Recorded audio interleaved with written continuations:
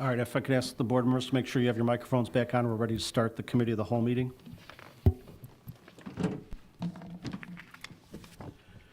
Okay, good evening. The hour being 7:05 PM on Monday, March 27th, I'd like to call to order the committee of the whole meeting of the Village of Brookfield. Bridget, can we have a roll call for the committee meeting? Trustee Ketchmark? Here. Trustee Cote? Here. Trustee Leclerc? Here. Trustee Kaluzny? Here. And President Garvey. Here. Thank you. At this time, I'd entertain a motion to allow Trustee Conroy to participate in the meeting by Zoom due to him having to be out of the country for work purposes. So moved. Second. The motion was made by Trustee Leclerc, second by Trustee Kaluzny. Any questions or comments? Okay, hearing none, roll call, please. Trustee Ketchmark? Aye. Trustee Cote? Aye. Trustee Leclerc? Aye. Trustee Kaluzny? Aye. Motion passes. Thank you. So we can invite Trustee Conroy to join.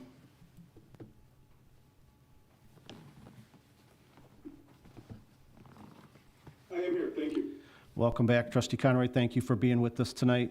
We're going to get started. We have 3 items under regular business to address. The first is a discussion of 2 Metra station warming shelters at the Hollywood Metra stop. We have a draft proposal agreement, and our Community Development Director, Emily Egan, make a short presentation. Thank you, Emily. Thank you, President Garvey. All right. Before the Committee of the Whole is just a brief outline of how this came to be. Metra approached village staff to ask for a partnership for 2 proposed Metra station shelters, warming shelters at the Hollywood station, otherwise known as the Zoo Stop. So in order for this to move forward, the village would need to accept maintenance responsibilities for the 2 shelters. Maintenance responsibilities could include items like graffiti removal, if necessary, if there were to be trash receptacles located in the shelters, janitorial services would be required. And then we would take on the responsibility for any repairs for the 2 shelters, but these would be new shelters, so repairs would not be anticipated for 10 or more years, because they would be new. This would not change the existing arrangement where the Chicago Zoological Society, the Brookfield Zoo, they do maintain the majority of this station. They do all of the snow plowing and things like that. That would not change. So here is a basic concept plan to give you an approximation for where these would be located. This is an example of what is existing. This is maintained by the Brookfield Zoo. So you can see it is a structure that's providing some shelter from the elements, but it's not enclosed and it's not warmed. Another existing condition gazebo that is present at that station. And then this is the proposed structures that Metra has provided examples of, just to give you a visual. This is something that is what they consider a 10% rendering, so 10% of it matches the exact details. They do expect 40% renderings within the next month that we could present to the board if the board is interested. But at this 10% rendering, I talked to the folks at Metra, and they don't expect many changes to occur. The material, the approximate size, that is all pretty substantial.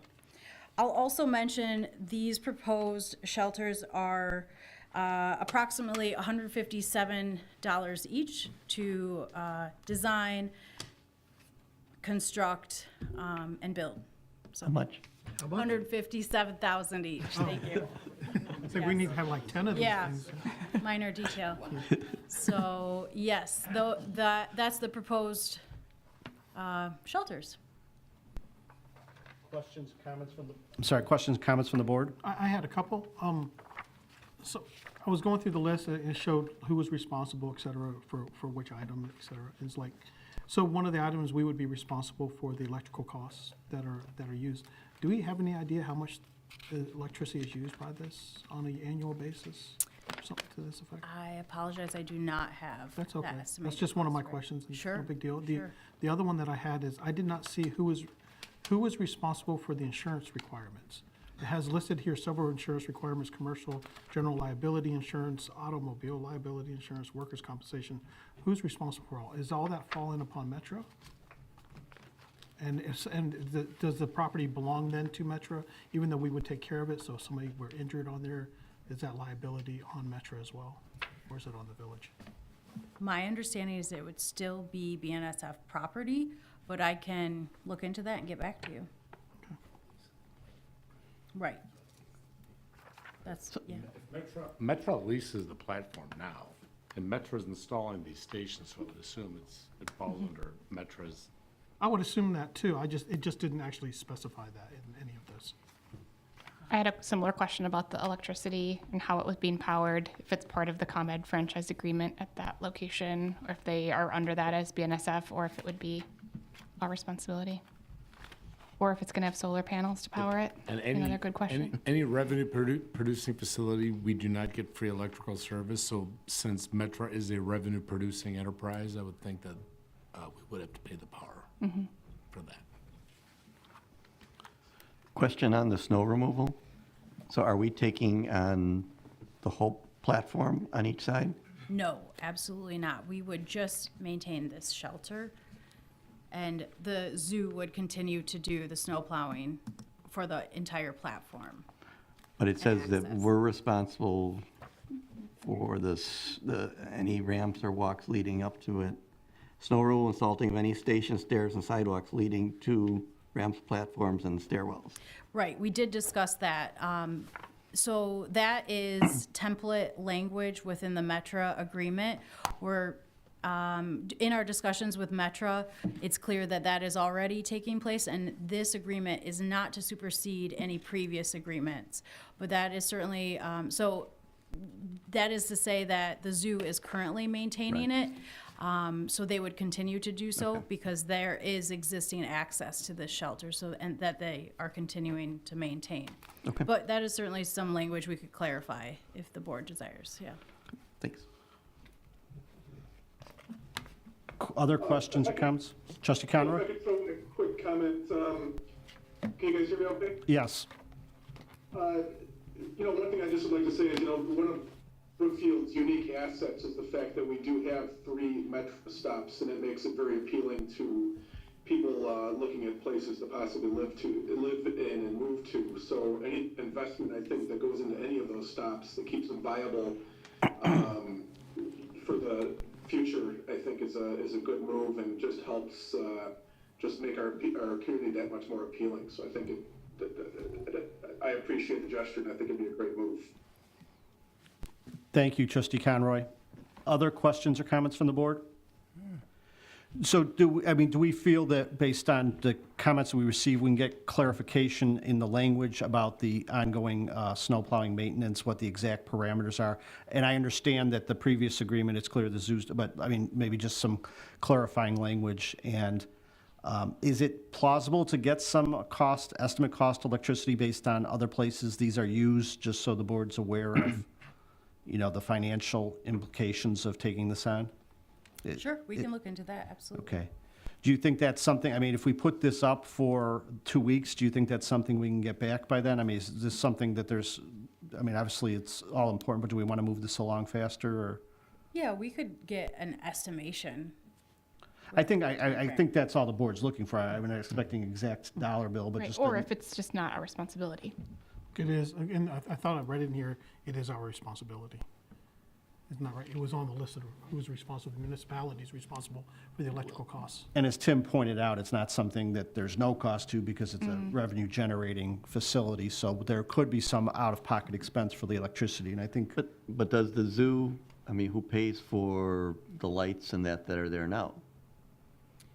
I know there are solar panels on the structures there. That's all I'm aware of. There's I'm playing pantomime with the finance director. Right now, we do not pay for those electrical charges. So maybe it's similar to the arrangements with the snow plowing and maintenance. It's something that the zoo is currently taking care of but I guess that language should be clarified because it seems like the clear language of this proposal or contract says the village is responsible for the electricity costs for the shelter, but if the previous agreement is that the zoo is responsible for. Maybe we just need to make sure the two agreements mesh, and if we're taking on a new responsibility of the electricity for the shelter, it's something the board should know and approximately how much it is.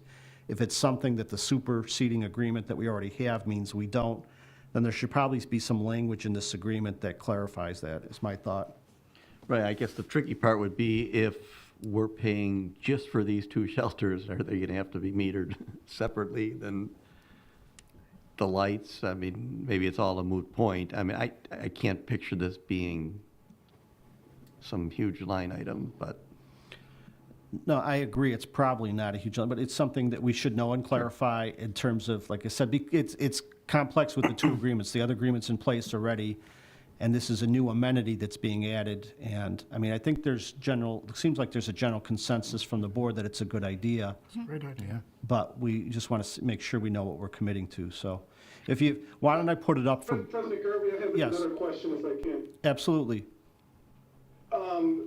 One thing I would ask that we possibly stipulate is that in the event that Metra, for whatever reasons, decides to close that stop, that they bear the cost of removal of those stations, that they don't just become the pink elephant without a stop being there. Hopefully that would never come to pass, but if they did make that move, we wouldn't want to be stuck with those warming centers. Okay. All right, that's something we can, I guess there's some tweaking of the language, or at least clarification of the language in the proposed agreement that staff's going to work on. And if there's nothing further, I'll suggest that we put it up for possible board action in 2 weeks at the next board meeting, and if more time is needed beyond that, to get the answers and clarification or proposed modification of language, we can, table it from there, so, okay? Very good. Thank you, Emily.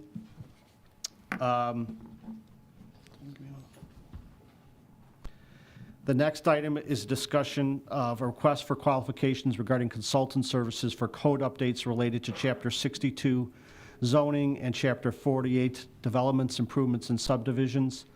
And again, this was something that was proposed and talked about and appropriated for during the budget discussion. We have our village planner, Kate Portillo, to summarize this for us and make a presentation. Again, as usual, there's a very detailed board packet that lists the items and the proposed memorandum, but Kate, I'll turn it over to you at this point. Thank you, President Garvey and honorable trustees. Before you today to briefly discuss the upcoming zoning code update project. Okay, now the remote's not working. There we go. Okay, so the Village of Brookfield first adopted a zoning code in 1964. And so over nearly 60 years, sections of the code have been updated and additions have been made, but this has also resulted in some inconsistencies and potential obstacles to good development. So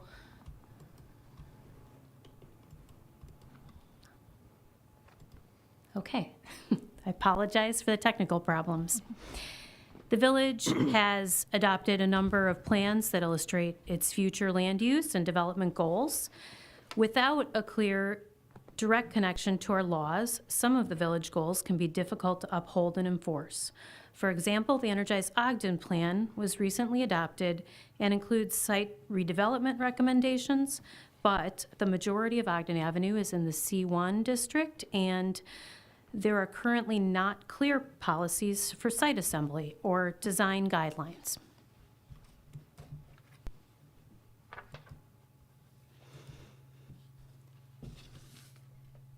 Piecemeal code changes have the potential to exacerbate conflicting information. Simply stated, our code can be confusing. We currently have 2 zoning district use tables in 2 different sections of the code. One in section 6230, the general overview zoning section, and another in section 62216, the station area district section of the code. So we are in need of outside assistance, and during the November 2022 budget workshop, the expense of working with a consultant to update the zoning code was brought forward and approved. The Community Development Department is ready to move forward with the code update process. Created a little illustration of what this means. The zoning the zoning code updates will combine 2 chapters into 1 section that will cover all aspects of zoning and development code, and will also confirm that that section is harmonized with Chapter 12, Buildings and Construction, as well as Chapter 42, Signs, and eliminate inconsistencies amongst these sections.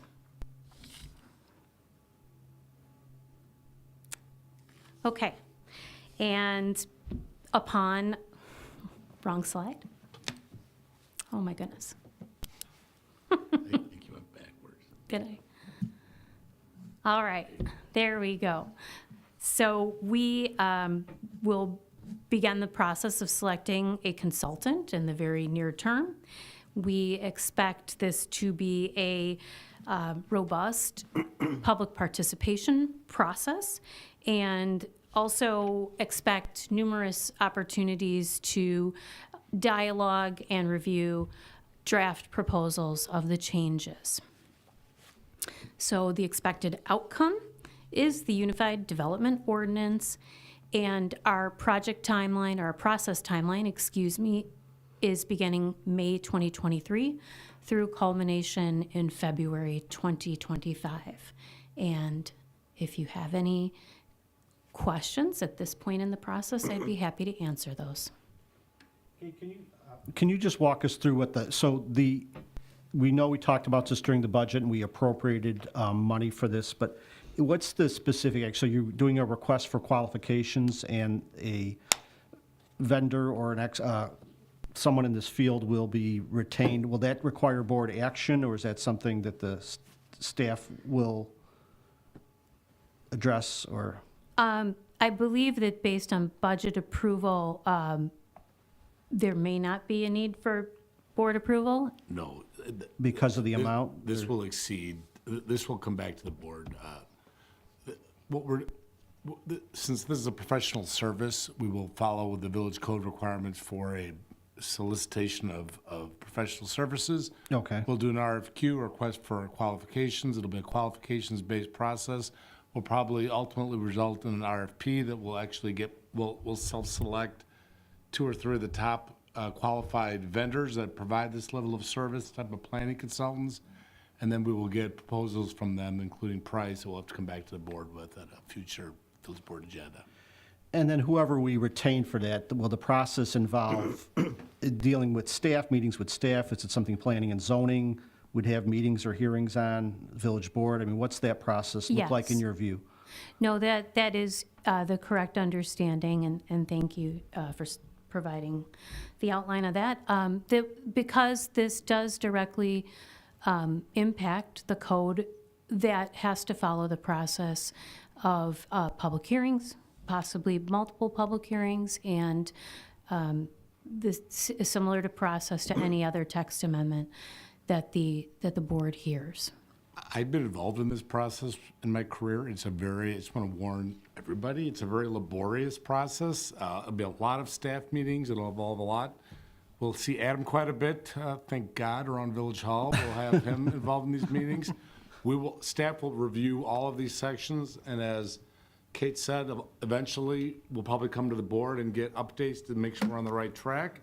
If we're on the right track, then we're ready to actually consider to update the zoning code that requires planning commission review, and there'll be probably many meetings before the planning commission. There'll be many meetings before the village board. As Kate said, we budgeted it for 2 years. It'll take every bit as long as 2 years, from my experience, and we will keep you up to date. You don't want to be up to date every step along the way, but you will be updated throughout the process. It'll be a very public process as well.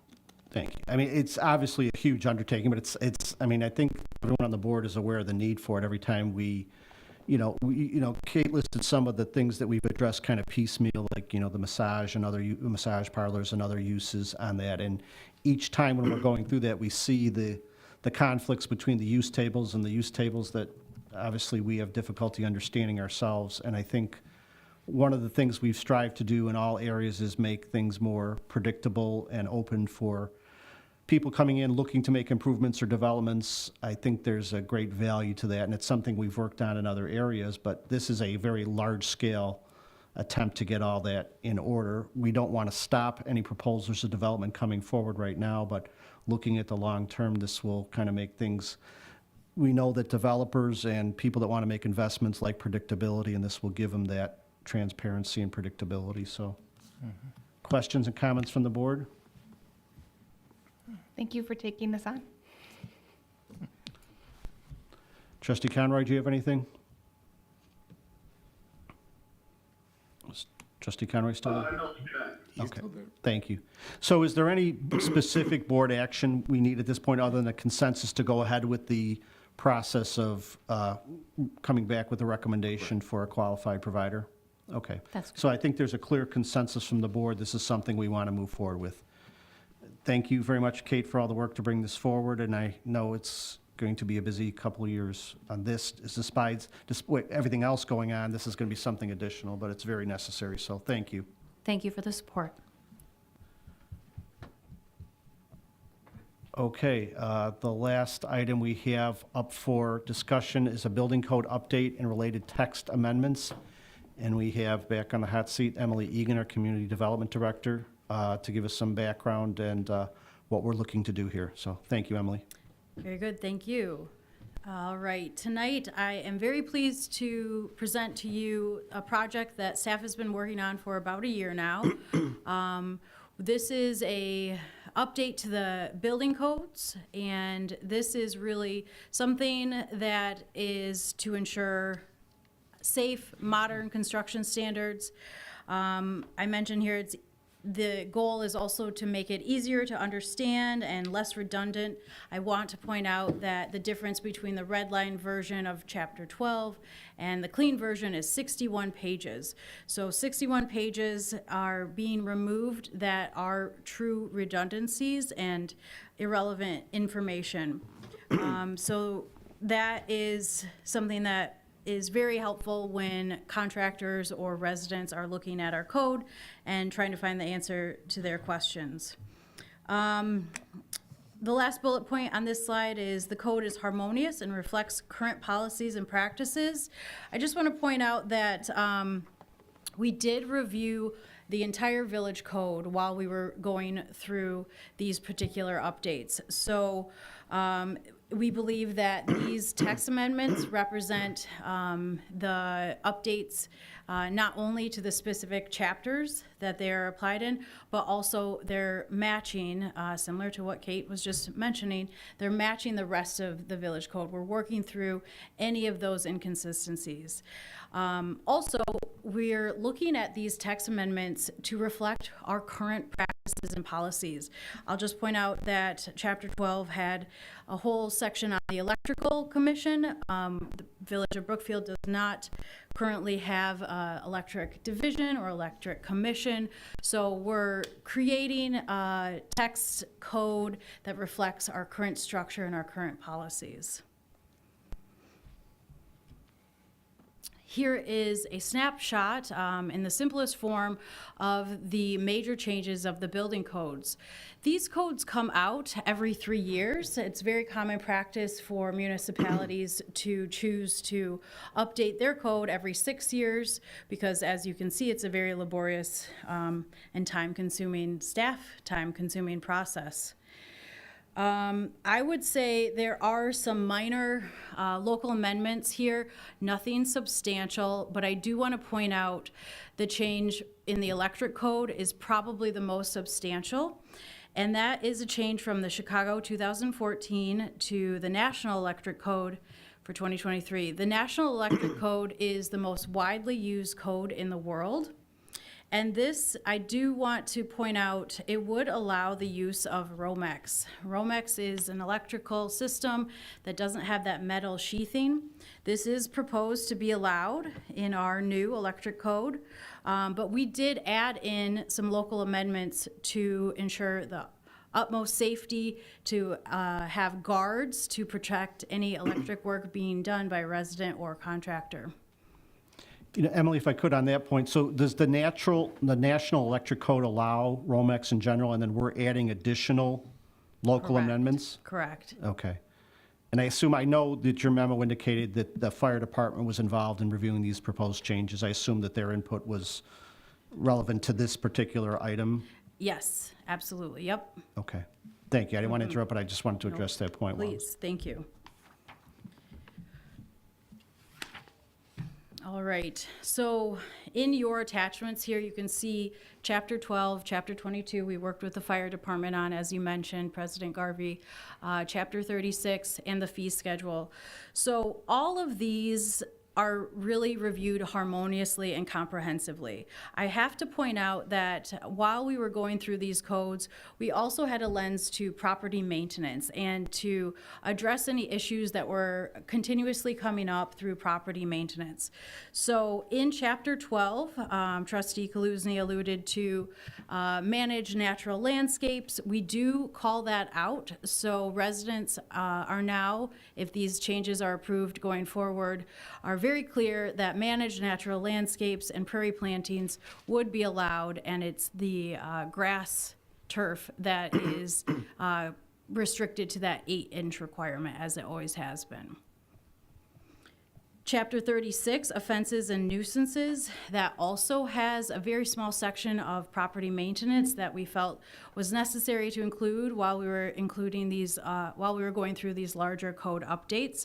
That is a property maintenance item that has to do with excessive light and light trespassing. And then I do want to mention, just today, I did receive a couple comments from our village engineer. He would like to suggest some changes to some of the items in Chapter 12 that revolve around the flat work specifications and just making sure that they mirror the specifications for work done in the public sidewalk. So I will bring those back to the village board just so you can see those, but those are very minor, and the village engineer did review all of these proposed amendments in total. And lastly, in regards to the fee schedules, I want to point out that this was discussed at the November budget hearing, the changes in the fee schedule. We are choosing to recommend that permits are good for 1 year, and they would be allowed to extend for an additional year, and after that, a reapplication for a permit would be required. We also addressed some changes in regards to the multiple inspections that may take place in some cases.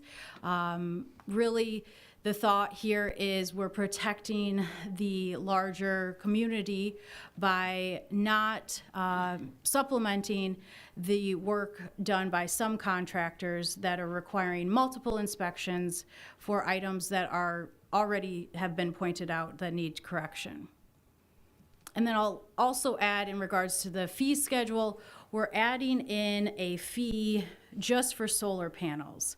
And that is because we want to be able to track solar panels, track those permits that come in for those, so we can encourage sustainable practices and be able to manage that data going forward. All right, so tonight we're looking for feedback, discussion on these proposed amendments. We would, of course, look to have an ordinance prepared to make these changes and adopt these proposed text amendments. We have submitted to the state's Capital Development Board a proposed effective date of June 1st. This allows a little bit of time to work with the village board to move this forward, but it also allows staff some time to communicate this through all their written materials and all of the folks that are in conversations about permits currently. So that's the proposed effective date for all of this. And I have to mention, I have Rich Piccolo, the president of BNF, here in our audience tonight. If there are any technical questions, we welcome those, and we can pivot to Rich's answer if necessary. Thank you, Emily. Questions or comments from the board at this point? I do. I really like this whole idea. I'm totally in favor of this, but it did raise some questions for me when I was going through it, and I don't know if I should be asking you or I should be asking the fire chief. Or I was going through the red lines, and one of the red line sections was all about hazardous material. We like redlined everything out. So then that led me to think, do we have another section that indicates what hazardous material you're allowed to have, or do I have to refer to the International Fire Code, or do I have to? Which item, where would somebody go as a resident then, or is there already a quick reference somewhere else that we would find something to that effect, or just in general? Because I'm sure there'd be other sections, but this particular one just caught my interest, and I went down a whole rabbit hole to the electrical code, the NFPA. I went through all those websites, tried to register, tried to find codes on there, see how hard would it be for a resident to figure out what he can have at his house. And so I was trying to figure that part out. Do we have Sure. another section that lays that out? Sure. So without looking at that exact section, I imagine what you're referring to is there are some redundancy in the gas code and the fire code, and those are addressed in the gas code that we are looking at updating. So if that is the section you're looking at, but in general, I would say there aren't any items that are being eliminated and not readdressed. Right, I was just trying to In another section of the figure out code. where I would find them at that point, because, and that's just what led me down the rabbit hole of going through it. I'm like, okay, well, what if I wanted to do this as a resident, and how would I find that as a resident? And okay, so it's going to refer me to the International Fire Code, or it's going to refer me to the National Electrical Code, and how do I pull that code? How do I find that code? And so it led me to the National Fire Protection Association website, where I had to register there to just so I could see the electrical code, to see the free version. And then that leads, I'm going to start rambling here, but our inspector's office, I assume, has a hard copy of that code. As I looked here, it costs $188 for that, and I don't expect all the residents to pay $188 to download that code.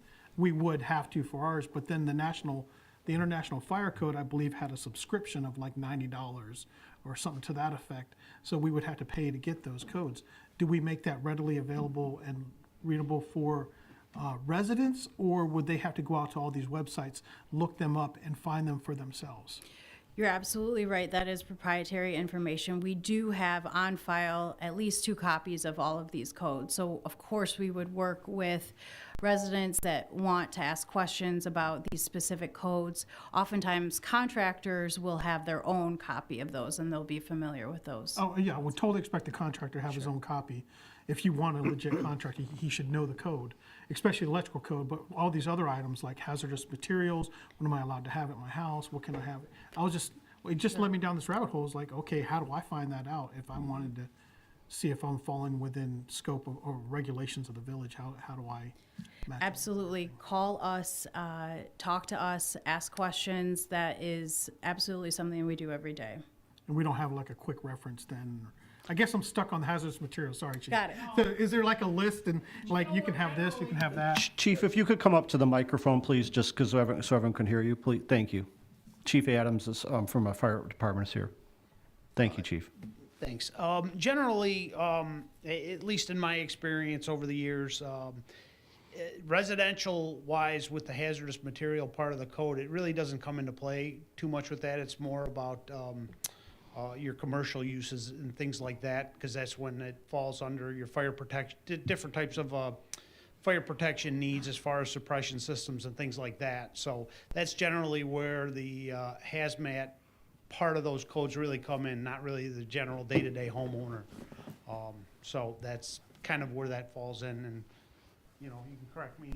You know, Rich knows the code like nobody's business too, so he can really get into the nuts and bolts of it if you needed to. But generally with the residential, that doesn't really come into play too much. So as a resident, the best option then is to call the village, ask exactly what the code is, and then we'll go from there. Okay. Yep. Thank you. Thank you, Chief. Other questions or comments from the board? I had a quick question. First of all, thank you for making it 61 pages shorter. That's amazing and very helpful for everyone.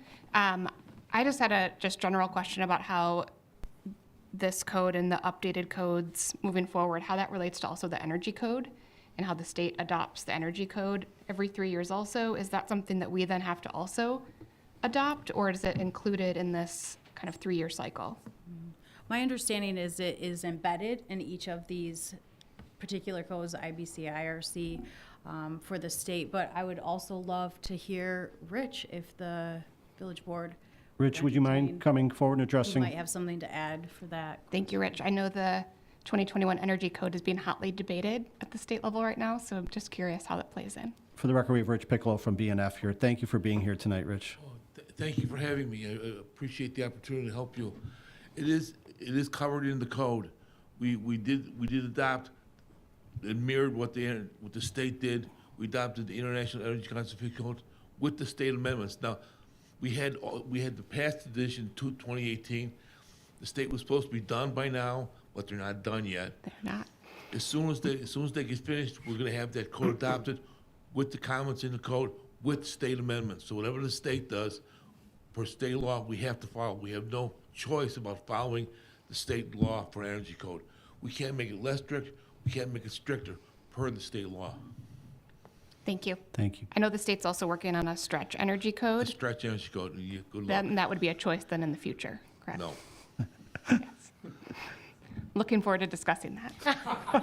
I know where you're coming from, but it's hotly contested right now at the state level. I've sat through many meetings, yes, I agree. I got you. Do we have any other questions? I mean, not that we can't bring Rich back up. Does anyone have any specific questions that Rich might address while he's up at the podium, or we can bring him back up? I'm sure he'd come back up if needed. So. All right, well, I don't see anything further from the board right now, but thank you. We'll see if there's any other questions or comments from the board in general about the topic. And Emily, just in the process that you went through to get to this point, obviously we know that the fire department was involved and Derek looked at this. I mean, I assume it was kind of a cooperation between all the departments, that because all these things kind of mesh into each of the departments in some way. So I assume like everyone had kind of a hand in this. Absolutely, multiple meetings, multiple reviews, yes. Okay. And it's just as I said about the earlier topic, again, this is something that, you know, contractors and everyone else want to know what they need to do business in Brookfield. And, you know, these are, you know, as we see, we're adopting the most common electric code and the other codes. These aren't things that are going to be shocking to contractors. They're things they're doing in other towns or other towns will be doing shortly. So these are codes that they're all familiar with, but they'll know exactly what's required in Brookfield going forward. And it makes, you know, the predictability of doing business here faster and quicker and easier. And their ability to, you know, quote prices to homeowners and things makes it easier. So, again, this is, you know, obviously there's been a lot of work on this already and was a major undertaking, but these are things that we have to do. Questions from the board? No, thank you. One quick question I would have, Mike, is, Yep. you know, with the development lately with, you know, the AI software and ChatGPT and things like that, is there anything that we could do when we're undergoing this to make this text easily searchable at the local level, so it's a local resident can just go in and do a quick Bing search that this would come up specific to Brookfield? I don't know anything about that type of technology, just as if we're undergoing the process and doing these code revisions, if there's something that could be done that would make that easily more searchable and in line with that technology, that I think it would be helpful and would be timely since we're undergoing the process. Emily, do you understand the question? Or? I mean, Trustee Conroy, if I'm correct, you're asking, I mean, if we could have like a searchable database or have the codes specifically online on our website where someone can search it. But I think what Emily indicated earlier, that there's some proprietary protections under these building codes and subscriptions and things required that by reference our ordinance would say that we have adopted, you know, this code, and this code, but we'd have hard copies available here at the village, but we could not actually provide links to the codes that were searchable because of those proprietary interests. Is that what I'm getting? Correct. And was that your question or concern, Trustee Conroy? Right. Yeah, I guess I understand the publishing point. I just thought to make it, to make finding the information easier and more accessible, if there was a way to go about it that would make it, to lend itself towards this new search technology that's coming out. But I understand what you're saying with the, Yeah, I think the best we could do is make it very clear on our websites what, once this is adopted, what specific codes the village has adopted. And from there, because we would have hard copies available, they can contact staff. Staff would be able to point residents or contractors to specific sections of the particular codes. But I think what I'm getting is that we can't list links to the code, these proprietary codes, because of those protections. And I can offer that our codes are all online, and there is a searchable function within MuniCode, the service that puts them online. So that, in that sense, it is searchable and easy to find. And I don't think there's any community that puts the IBC on it. It's not designed to be user-friendly for residents to figure out. It's designed, as they've all said, for contractors who do this. They know specifically what they're looking for, but it's not like the zoning code where I want to put up a fence. I want to know where I can put up the fence or how tall it can be. You want that to be easily searchable. The international building codes are, I don't know how many pages these are, but they're gigantic volumes.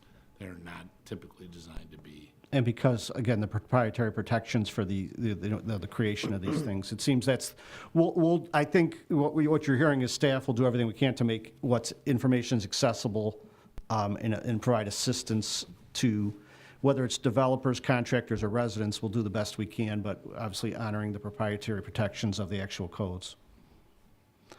Does that answer your question, Trustee Conroy? yes, thank you. Other questions or comments from the board? Okay, so the action here is to bring forward the amendments and have, will we vote on these individually, or I'll leave that up to the attorneys and staff in terms of how we address these, if adopting each code requires separate ordinances or how we do it, so. I believe when I prepare the ordinance, since they're all outside the zoning code, there will be one ordinance to modify the village code. Okay. It'll be a long ordinance, just to warn you. Okay, so we'll put that up whenever it's ready. I know this June 1st timeline, again, for predictability purposes and the ability to notify the contractors, that are coming in to apply. And I know there'll be the transition period and everything else where there's an application pending and what's adopted when, but I know staff has a process in place to deal with that, so. Okay, well, thank you for all the time and effort that went into bringing this forward, and we'll put this up if it's ready in 2 weeks, or whenever it's ready, we'll put it up, so. Thank you, Emily. Okay, that ends the items we have up for regular business. At this point, I will open up the meeting again to public comment. Is there any public comment? CP?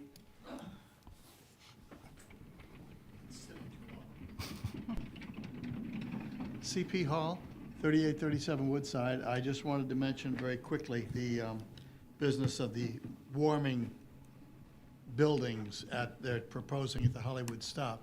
I think it's a good idea, basically.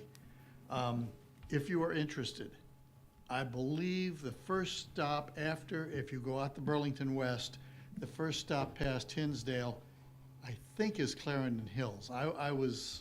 When I was on the West Suburban Mass Transit District, that was one of our last projects.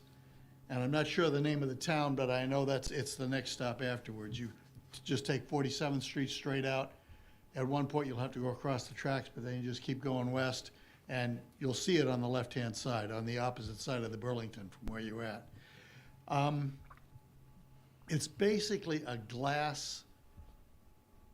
two glass walls down with an aisle down the center that is about as wide as this table, and that's including benches on each end. So you've got two long stretches of benches.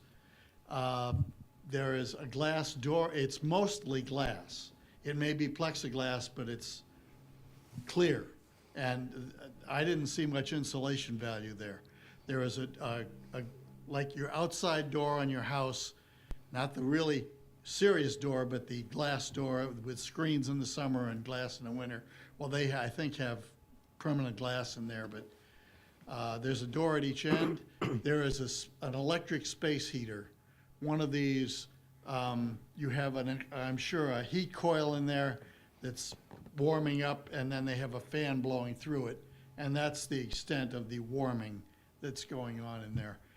You might want to go down and take a look at it. I think the thing is a kit. I think somebody is probably got a factory someplace and they're just grinding these things out and selling them to people like Metra.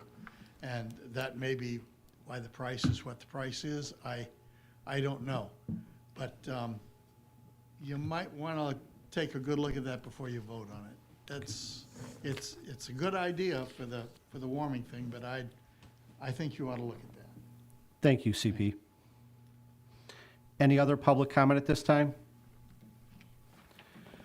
Okay, hearing no further public comments, I would entertain a motion to go into executive session pursuant to Section 2C2 of the Open Meetings Act for collective negotiating matters between the public body and its employees or their representatives, or deliberations concerning salary schedules for one or more class of employees, and pursuant to Section 2C6 of the Open Meetings Act for the setting of price for the sale or lease of property owned by the village.